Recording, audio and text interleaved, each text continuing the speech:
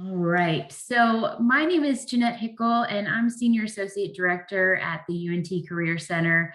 And I'm here to introduce today's Take Flight session. We have an interview with a Be the Match engagement specialist. So Tressa Malone is with us today, and she's going to talk to us a little bit about her role, her organization, her involvement in nonprofit. But our facilitator for the conversation today is the graduate assistant for the internship area in the Career Center. Her name is Macy Merriweather.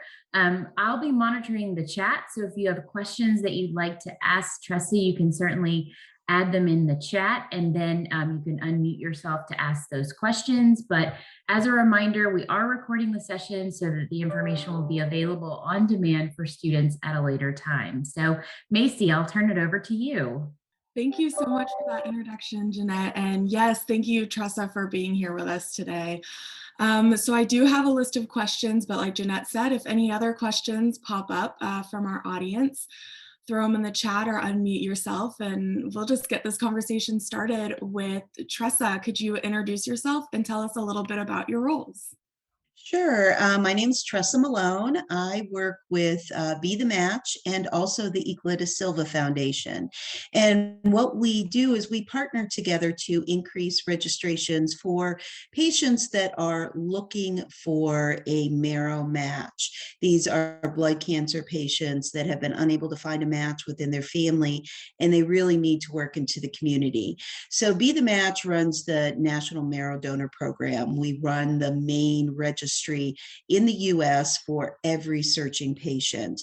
And the Euclid da Silva Foundation is the largest recruitment center for Be the Match. So we work together on the ground and, really spreading awareness and increasing education on how you could join the Marrow Registry and potentially save somebody's life. Awesome. Thank you so much. Could you tell us a little bit about a day in the life of working in Be the Match as a community engagement specialist? Well, working for Be the Match and working for a lot of nonprofits is you wear many, many hats. You pretty much do everything. You're the one that does your data entry. You're the ones that make your phone calls, and you work on the floor and the ground, everything. So typically one of my days will be, I'll start out with outreach to different patients that maybe I'm working with that are searching, check in with them, see how they're doing, and also, tell them where we are in the process of finding their match. Then I hit the ground running. I will do outreach to student organizations, corporations, churches, any place that I can think of that may be willing to host a drive for these patients. From there, I work on organizing the drives, getting all the materials together. I do all of the social media as well as regular media contact, main media with the news sources, and work to then promote the drive. So we will do this ongoing until we find matches for patients. We have, just like everybody else, the paperwork that needs to be done in between and everything else. But really my main role is to make sure that there are as many opportunities for these patients to find their match. Seems like you wear kind of a lot of different hats and you have a lot of things that go into this job. What kind of skills are needed for this position? And then are there any duties that are kind of like, that weren't specifically in your job description that you've maybe taken on or that maybe caught you by surprise? Well, really with this role is that you have to have a passion for what you're doing. And, I find that everybody's why is different. My why that brought me to this was my father had a kidney transplant. And I remember all those years ago when he had his transplant that there was this person that answered all of our questions and was like this liaison between the hospital and us and what we needed to do. And I just remembered that person as being, what would we have done without her? So, when this role came up, I decided to take my corporate business skills and put it to work for Be the Match. My background is in marketing and sales. So I worked for an international company, a B2B business, and, I had travel options. I was traveling all over and sounded so glamorous and everything. But I came to a point in my life that I thought to myself, I need to make a difference. And this isn't doing it for me. So I decided to take those marketing and sales skills and put them to Be the Match. So what I do is what, any particular sales or marketing person would do. And so you do need to have those organizational skills when you're doing outreach to customers. It's the same thing. You're doing outreach to people and asking them to do a drive. So you're using those same types of skills. Having some marketing, social media background is important because that's where we're reaching our audience. Working with volunteers, being a people person, that is also very, very important because you have to be able to coordinate a lot at any given time. I have actually headed up drives in different locations across the city on the same day at the same time. So getting those leaders in place and getting those volunteers in place and everything, all those moving elements is really, really important. So you do have to have a lot of skills in organization. And, but, ultimately you can't be shy. Just getting out there and talking to people.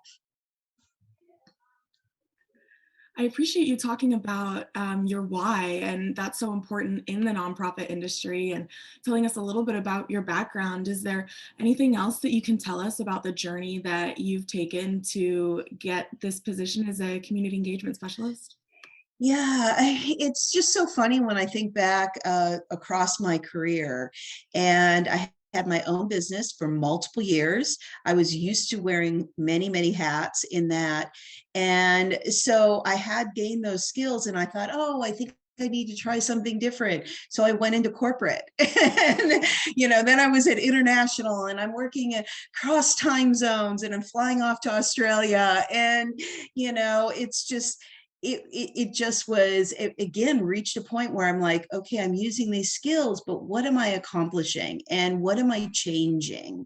And so I think that it's really important that people, when they're in college, and I say this to my daughters as well, who have graduated college, that you just have to do what you're passionate about. And that may not come to you right away.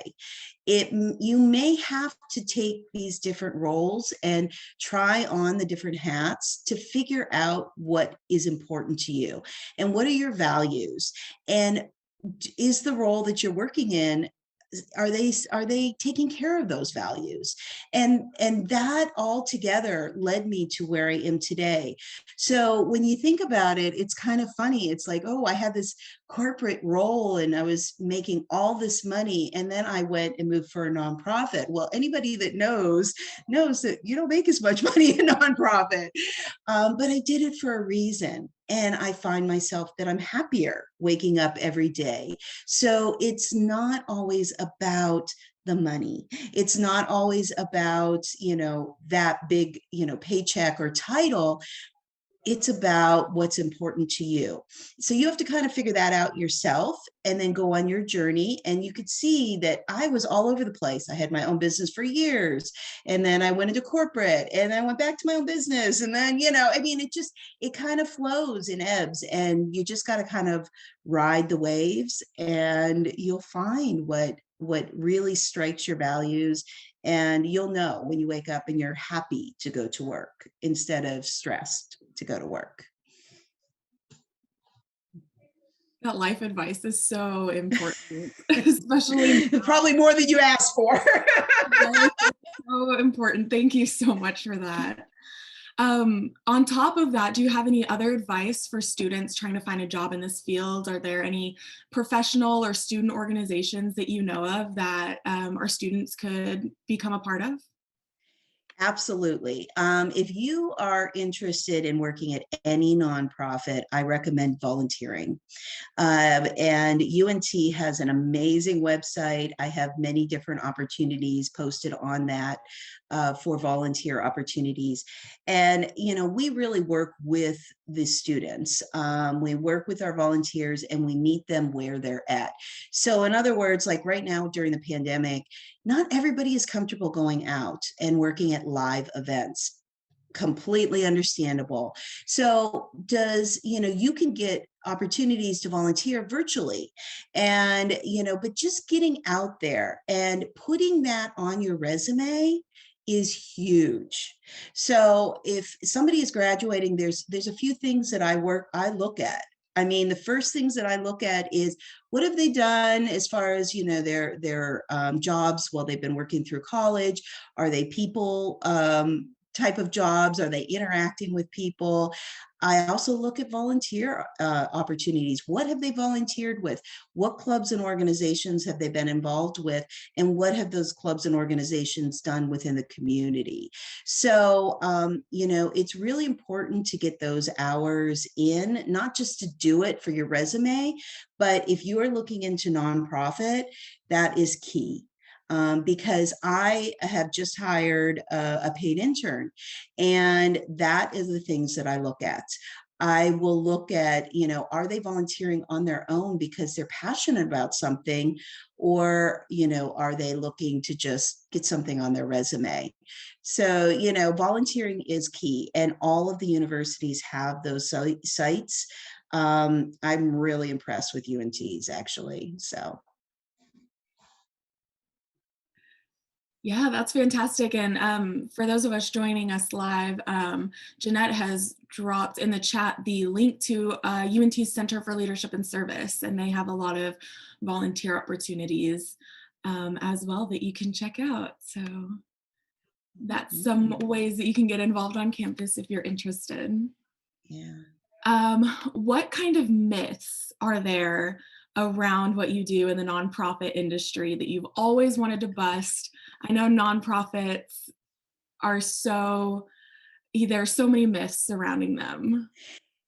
From the business end of it, there are a lot. The myth that I want to bust is that, it's not worth it. You don't make a lot of money, so it's not worth it. There are other things that are more valuable. I am completely in control of my schedule. 100%. When I want to have a meeting, I choose the time that I schedule. So I choose when I want to work and when I don't want to work. I do have responsibilities of doing drives on some weekends. Again, I choose those weekends, and then I might take off a Tuesday and Wednesday. So my job is very, very flexible. And that's one of the things that I love. I love about it. I mean, if you have a doctor's appointment, you just go. You just schedule it and you go. There's not as much of that, big brother looking over your shoulder and punching a time clock and all of that. So that is a huge, huge plus on the business end. On just general knowledge about working for a nonprofit, people just don't understand what we do. With Be the Match in particular, most do not understand what it means to be a marrow donor, how easy it is, how simple it is to join the registry. Everything that we've learned has been portrayed in the media.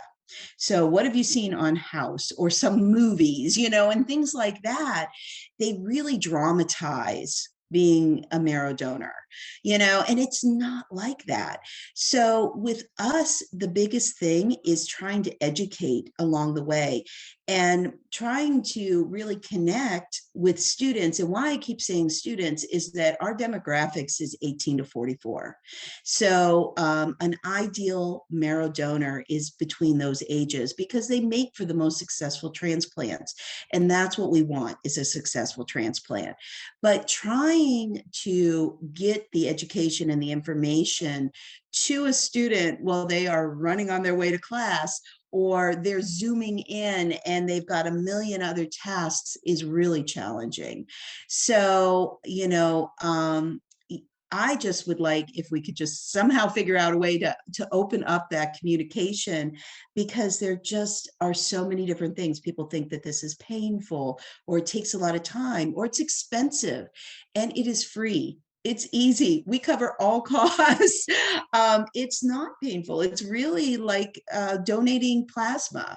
It takes 3-4 hours where, the main donation process, where you will sit and binge watch your favorite TV shows, and it's like donating plasma. So there are a lot of myths, and just getting in front of students and being able to tell them that this is a lot more simple than you think it is. And, it's just amazing that just a few hours of your time could save somebody's life. I mean, that to me is mind blowing. That's so cool that it's definitely dramatized on TV. And I know I had no idea that it was as easy as, donating plasma. So that's really cool to know. Yeah, when you join the registry, literally you text a code. At UNT has one. It's UNT, and you text UNT to 61474, and basically you do everything on your phone. It's a registration on your phone. Takes a few minutes. They send you a cheek swab. You just do this cheek swab on the inside of your cheeks for 10 seconds, pop it back in the mail, and you're on the registry. So, there it goes into our database of, all of these searching patients. And there are anywhere from, 6,200 plus patients each year looking for a transplant. And these patients, sometimes they're searching for literally years to find their match. So it really is really important for people to know how easy it is. And then, like I said, once you are identified as a potential match, and you go through the process, it's like donating plasma. So, yeah. Wow. I'm curious, you mentioned a little bit, students running to class or getting on Zoom. How has this kind of virtual space either enhanced or taken away from collecting bone marrow donors? This has been tough. Last March, right before the pandemic, we had a drive scheduled on UNT's campus for 4 days. We were going to be there with our tents, tables, talking to as many students as possible. We were anticipating about 1,500 registrations. And literally 2 weeks before the drive was to start, everything was shut down.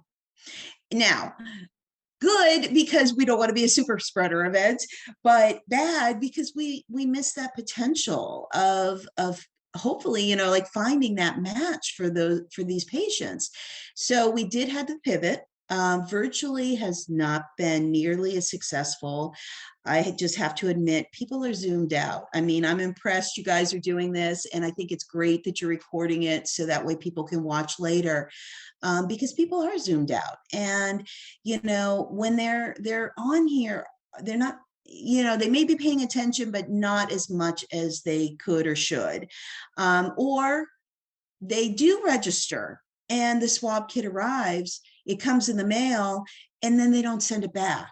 You know how that happens. The mail comes, you throw it on your desk, you're working on something, and you completely forget about it. So without that final step, nothing happens. It can't proceed. So it's just been very challenging, to keep people engaged and also to, get them to follow through with all the steps. The United States is completely unlike other countries. Other countries, you turn 18 or even 17 and you're automatically on their registry. In the United States, it's not like that. We have to volunteer. We have to follow the steps. We have to be very careful with our verbiage. We can't do outreach and say, hey, where is this? So we have all these guidelines that we have to follow. And, so getting people to follow through and sending it back has really been hard. Wow, yeah, that definitely makes sense. Um, Yeah. that mail, people get tired of mail too. So I Mhm. also wanted to thank Jeanette for throwing in the chat the text UNT to 61474 to join the registry and get that mail, but don't forget to send it back. Exactly. Yes. So this is a really busy job. You've talked about all the responsibilities that you have, and you've also talked about the flexibility and ability to make your own schedule and the flexibility that comes with that. And so I know nonprofit is also kind of takes a toll a lot of times. So I'm wondering kind of how this job affects your lifestyle and then kind of what you do for self-care, what you've seen others in your field do for self-care. That is an excellent question because I have always been a very goal oriented person. Whatever I did, I had my business, worked in corporate, very goal oriented. I have never missed a goal that was given to me. But these goals are different because they're revolved around people.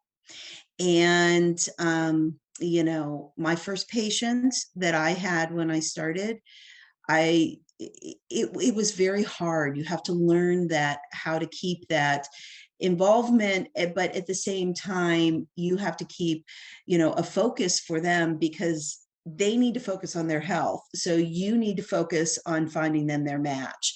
And, that first patient, her name was Brandy. She did receive a transplant, but unfortunately passed from complications. So that does happen. And, she taught me a lot. She was assigned to me and, it was a very tough time, because all of the pandemics were just getting started and it was hard. And I had to learn that if I didn't take time for me, I wasn't going to be able to be there for her. So if I got, I needed to keep my energy up to be able to do everything that I could for her. And, I needed to learn that. I needed to learn that to take some time. Started exercising more walks. I was never somebody who meditated, but I would take some time to just kind of stop, and because regardless of whatever happens, you know, we're working in a field that makes such a huge difference to somebody's life. If I am worn out and I drop the ball, then this could be a potential of not finding a match. So that to me is really important. And I learned how to keep that balance so much more than when I was in corporate. Just because when you're in corporate, you go to work, you're there certain hours, you leave, you go to the gym, you do your thing with your friends, whatever. But this is all over the board. You're flexible, but you have to mind that flexibility. So I do try to block my time when I'm working. And this way, when I'm doing time blocking, I find myself that if I need extra time or if I get overstressed, I can build that time in there. So, just trying to work on that work-life balance is really important because you want to be there, but at the same time, you can't if you're not if you don't fuel yourself.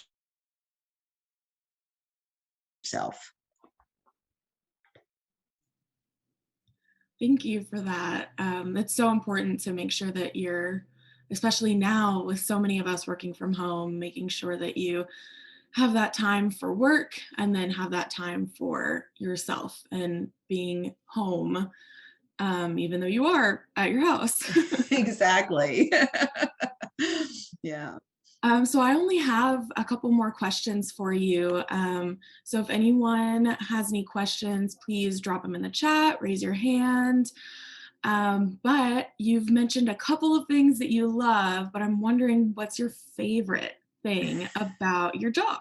The favorite thing is when, honestly, I gotta say, when that patient finds their match. When we've done different videos, and I can share them with you to share with the group later, but or you can go on Be the Match and just look for some of those patient recipients and donor meetings, and you see that, and it just makes everything worth it. And whenever I start to feel like, oh, this is wearing, I'll pull up one of those. It's a reminder. It is that, we're giving somebody time. And I mean, when I go back to me, my why, that's what that individual did for us, for my family. They gave us my dad for another 15 years with when he had his kidney transplant. We're giving somebody more time with their loved ones. And it's just so important. It's so important. So nothing beats that. Nothing beats it. Yeah. That's so special, and I'm sure just indescribable moments that you've been able to be a part of and help create. Yeah. Thank you for sharing that. I know my last question was if anyone wanted to become a donor, how could they get involved? And you've mentioned, and I want to re-mention, the texting UNT to 61474 to join the registry and get that package in the mail to swab your cheek and send it back. But is there any other way that students or You know, alumni I can become donors? Yeah, I mean, they definitely, that is the way, text to join, but we're also looking for other ways to help. Volunteering your time, if you have a student group or organization that you can introduce me to that may be interested in hearing more details, where I can go through and educate a little bit about the donation process and, everything that it takes and what we look at and all of that. um, you know, Connecting us with other people is just as important as joining the registry yourself.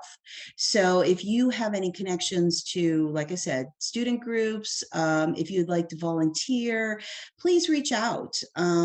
Macy is welcome to share my email contact information as well, in all of this. If you want to, you can go on the UNT site to look at the volunteer opportunities, but there are many other ways. This isn't just about joining, although we want you to. It's really about spreading awareness and educating. So thank you. I am going to go looking for your email so I can throw it in there in the chat. We It do. is Tressa, Tressa, at ICLA.org.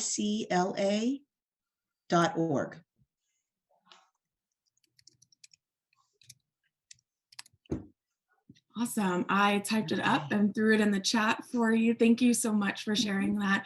I do want to open the floor to any students who are live with us that do have questions. But we would also love your feedback on today's event. Jeanette's thrown a link in the chat. And if you head to that link, it's just a quick survey to see if there's anything else that students are interested in and how we can better help students in this virtual space. So yeah, I'll give a couple minutes to see if y'all want to type some questions up or unmute yourself.